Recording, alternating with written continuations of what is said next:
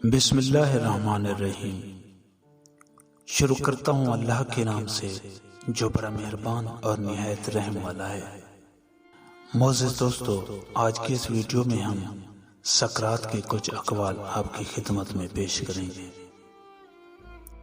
بچپن میں شرم و حیا، نوجوانی میں اعتدال اور پیری میں کفایت شعاری و عاقبت اندیشی ضروری ہے۔ نامعلوم اور پیچیدہ راستوں کی کوتاہی پر فریفتہ مت ہو اور سیدھے راستوں کی درازی سے اندیشہ مت کر۔ نیک بات کے تسلیم کرنے میں صرف اس خیال سے کہ اس کے کہنے والا ایک حقیر آدمی ہے شرم نہ کرنی چاہیے۔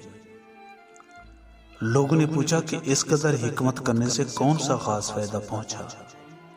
کہا کہ اس سے زیادہ اور کیا فائدہ ہوگا کہ بحر زندگی کے کنارے سلامتی و عافیت کے ساتھ بیٹھا رہوں اور جاہلوں کو اس میں غرق ہوتے دیکھتا رہوں۔ عورت خود ہی فتنہ ہے اور اس کا لکھنا سیکھنا سخت ترین فتنہ ہے۔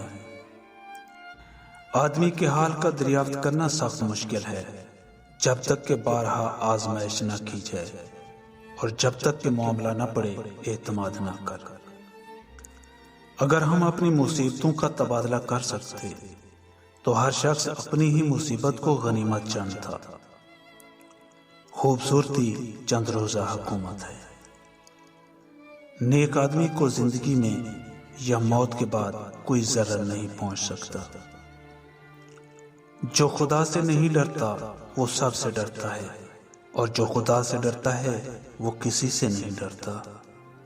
بے شک عقل سب سے اچھی چیز ہے اور تمام امور کا انحصار اس پر ہے، مگر بعض اشیاء ایسی ہیں جنہیں ہم روزمرہ زندگی میں دیکھنے کے باوجود اس کی غرض و غایت نہیں سمجھتے۔ لوہا صرف لڑائی کے وقت سونے سے بہتر سمجھا جاتا ہے، مگر عقل ہر جگہ اور ہر وقت سونے سے زیادہ قیمتی ہے۔